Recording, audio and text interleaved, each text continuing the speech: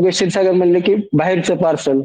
आता हं. क्षीरसागर पण राजुरीचे, ते पण बीडचे नाहीत. पंडित पण बाहेरचे आहेत. आता पंडित म्हणतायत की हो. क्षीरसागराच्या अगोदर आम्ही बीडमध्ये आलो म्हणजे राहायला.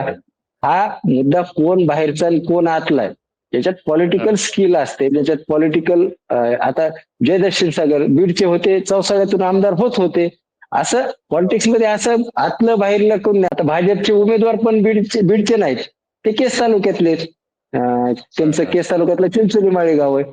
पण मतदार हा ह्या किरकोळ गोष्टीमुळे ऍक्सेप्ट करेल. एखादा म्हणला नाही मी बीडचा आहे, 10 पिढ्या माझ्या बीडच्या आहेत, तर त्याला ऍक्सेप्ट करेल असं होईल का? नाही. त्याच्या मागे पक्ष कोणता आहे, बरोबर. त्याची पॉलिटिकल ताकद काय आहे, त्यानुसार हा मतदार भूमिका घेत असतो. म्हणजे आज घडीला बीडमध्ये कच्चा खेळाडू कुणीच नाही.